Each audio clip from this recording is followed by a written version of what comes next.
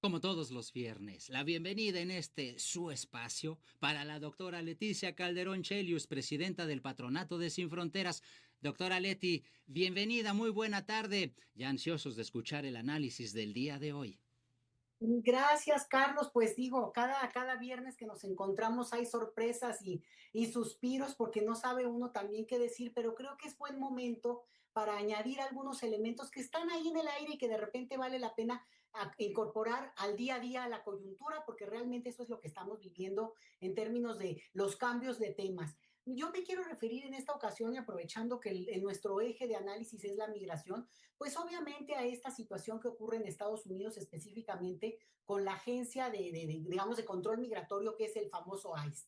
Lo que estamos viendo y a lo largo vamos a decir, este siglo, ¿no? Estos 25 años del siglo, ya entrados en el 26, en el año 26, pero que es muy interesante porque hemos visto mucho el actuar de ese grupo y cómo ha tenido momentos pues de alta deportación desde Estados Unidos y también en algunos momentos pues una contención más fronteriza, pero sin embargo nunca habíamos visto un nivel de violencia tan elevado. Sí se había visto también momentos muy cruentos, pero no, y eso sí es una novedad, contra la población, no solamente estadounidense, sino además, sí, ante la duda de si es o no ciudadano, bueno, pues justamente redadas, detenciones, procesos de deportación muy crueles, muy significativos en términos de separación de familias. No se nos va a olvidar el periodo de Obama, por ejemplo, pero esta violencia física, antes siquiera de que la gente pueda responder, y ahora incluso el asesinato, no solamente de esta joven mujer, sino también ya se han registrado otros muchos antes,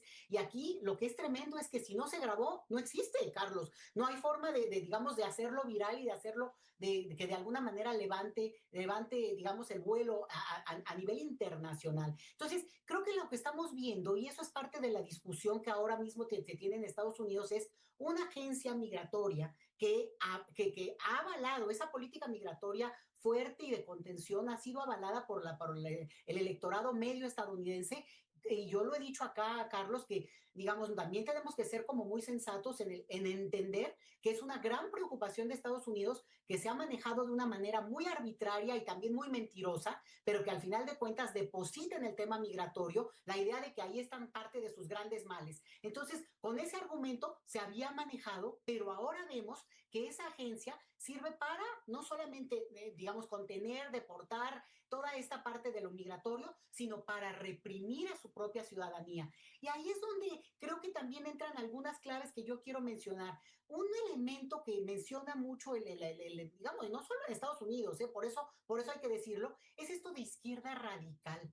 Bueno, válgame, ahora sí que ya no solo izquierda, sino izquierda radical. Al rato le agregan y le agregan. Hay que tener cuidado, porque es la construcción de estas narrativas para generar la idea del enemigo y que de repente ese enemigo abstracto, fíjate la gravedad, se dijo de la mujer asesinada antier, se dijo que ella era una izquierdosa radical, que por eso, bueno, y automático terrorista.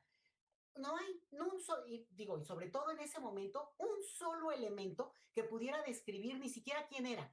Y ya se le había catalogado. La misma Noem, la secretaria justo de esta agencia de seguridad, pues salió a decir y a declarar abiertamente que obviamente su actuar de esta mujer era de una acción terrorista. Entonces, lo que estamos viendo es esta construcción del otro, y ya no importa si es ya lo de migración, ya olvídate, migrante, indocumentado, aunque claro que hay un acento muy fuerte en lo étnico, pero no quiere decir que eso excluya. Esta joven, bueno, pues de un contexto mucho más clásico de lo estadounidense medio, ¿no? De la clase media estadounidense sajona, y sin embargo no le sirvió de nada en términos de por lo menos pedirle sus documentos. Entonces, creo que la escalada que está teniendo esto en Estados Unidos va a tener un fuerte, no sé si rechazo, y también quiero ser cuidadosa porque, insisto, lo que nos sorprende y me lleva a otro punto que no quiero dejar de mencionar, Carlos, es este negacionismo, no solo en Estados Unidos, sino también en México,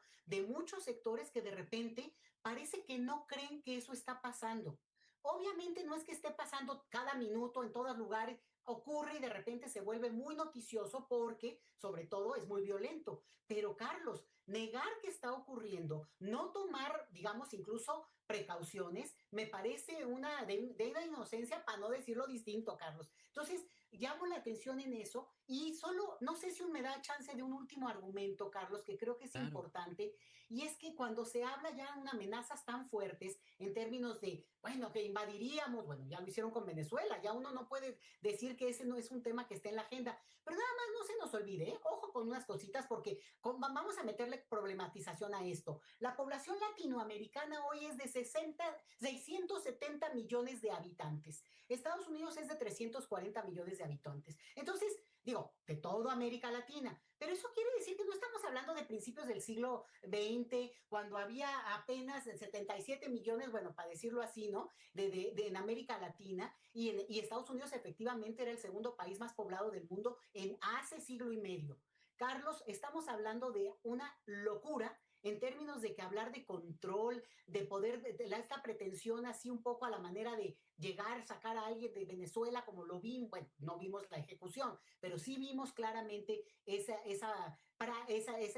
digamos, intervención, vaya, ¿no? Ese secuestro que se dio. Bueno, lo que quiere decir es que de ahí a una situación de otro tipo de control, tampoco lo demos como un hecho, ni creamos que digamos, hablan como si de veras estuvieran en una película de Hollywood y también nosotros creo que tenemos que empezar a construir una narrativa que empiece a entender por qué México se ha preparado durante décadas y décadas para situaciones de esta voracidad y de este expansionismo estadounidense. El último detalle, Lázaro Cárdenas en su tiempo pobló y hablaba de poblar la frontera, sobre todo el lado de la Baja California, porque decía, es una forma de contener esa voracidad imperialista. Sabía muy bien de lo que hablaba en ese momento el famoso Tata Cárdenas, Carlos.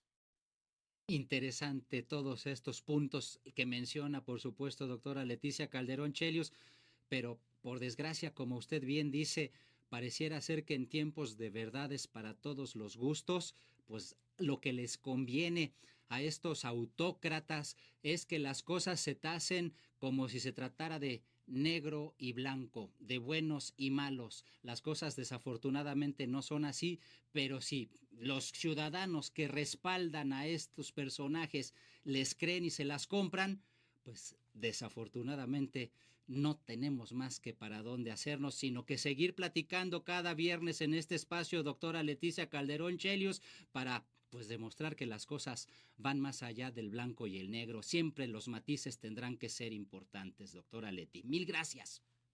Como siempre, Carlos, un abrazo y buen fin de semana a todos. Hasta pronto, hasta el viernes que entra. Hasta el próximo viernes. Excelente fin de semana. La doctora Leticia Calderón Chelius, aquí en La Octava.